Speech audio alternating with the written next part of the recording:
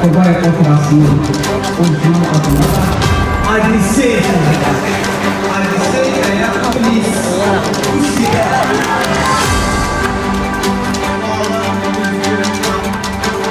Saatlı Birlik komandası olarak Saat rayon Məhəmməd Əliyev adına Əlsultanın kənd tam orta məktəbini təmsil edirik. Mən şəxsən intellektual oyunlarda ibtidai sinifdən bəri məşğul oluram və keçən il biz bu komanda ilə birlikdə Azərbaycan çempionu olduq. Komanda yoldaşlarımın hamısı Saat rayon Məhəmməd Əliyev və Əlsultan kənd tam orta məktəbinin şagirdləridir. Suallar çətin ola bilər, amma bu Azərbaycan Respublikasının NHN oyunudur və təbii ki suallar çətin olacaq, amma inşallah ağızdan çıxacaq buradan. Mən çox istərdim ki, hər bir rayonumuzda belə yarışlar keçirilsin. Azərbaycan Birlik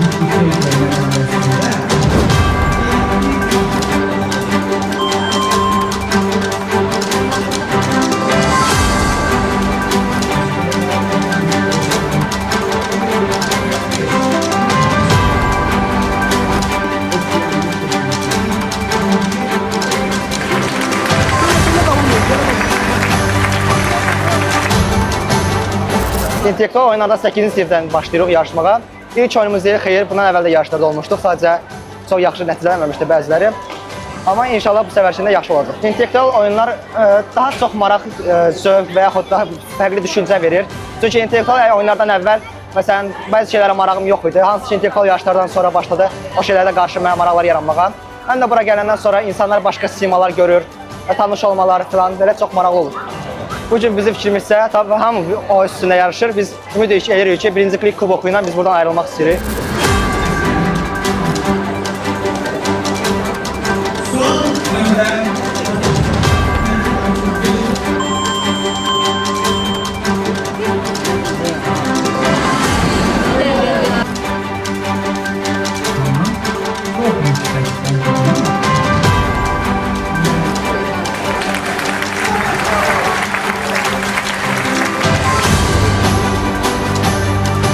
İntellektual oyunlarla öz təcrübəmdən danışsam 6-cı sinifdən bəri məşğulam. Nə harada, nə zaman üzrə 3 qat Azərbaycan çempionuyum. Komandamızın yoldaşlarımı artıq 6-cı sinifdən bəri tanıyıram.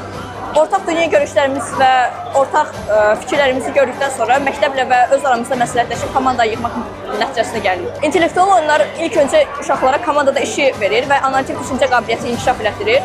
Məncə bu gələcəkdə hər bir mütəxəssis üçün çox lazım ola biləcək bir xüsusiyyətlərdən biridir. Hər yarış bura gəlməyimizin əsas məqsədi təbii ki, birinci yer olmaqdır. Kifayət qədər burada rəqibimiz var və rəqabət kifayət qədər güclüdür, amma çalışacaq ki, birinci yerə çıxarıq.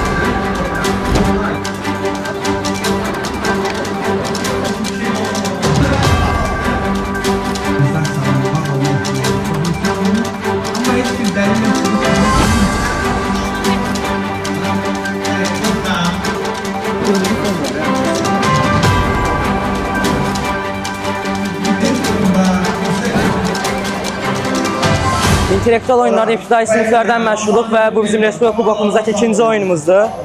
Birinci oyunumuz 3-cü yer tutmuşdur. İnşallah bugün də birinci yer olacaq. Komandamız öz sinifimizdən yığıldı. İlk başda liseydəki yarışlardan başladıq və buraya qədər gəlib çıxdıq. Bugünkü yarışı təbii ki, heç bir çətinliyimiz yoxdur. Mən və komandama güvənirəm. İntellektual oyunları insanların özünü geliştirmənin çox önəmlidir və dünya görüşünü artırır. Bugün təbii ki, də birinci yer olacaq. Uşaqlara uğurlar arzulayıram, amma birinci yer məlumdur, ikinci və üçüncü yerlər üçün yarışa bilərlər.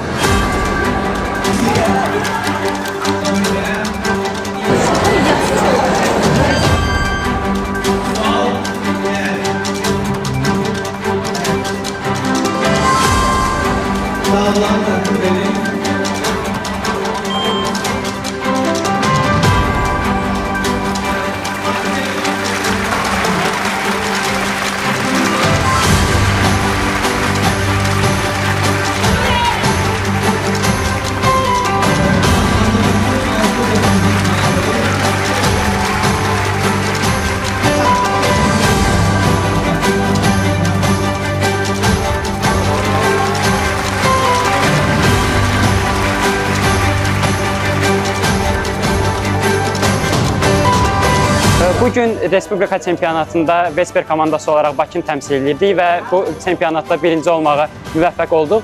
Düşünürəm ki, komanda olaraq əla oyun sərgilədik. Bütün komanda yoldaşlarımız çox uğurlu oyun sərgilədilər. Biz bu yarışlardan həm intellektual baxımdan, həm də mənəvi baxımdan çox şey qazandıq, çox dostlar qazandıq. Elə komandamız da yığma şəkildə dostlarımızdan ibarətdir. Bu videonu izləyən digər həmyaşıdlarımı da belə oyunlar oynamağa dəvət edirəm. Çünki bu oyunlardan həm bilik baxımından, həm mənəvi baxımdan, dostlar baxımından çox şey qazanmaq olur. Bundan sonra da ümid edirik ki, öz uğurlarımız artacaq, davam edəcək. Həm bilik baxımından, həm mənəvi baxımdan böyüyəcəyik.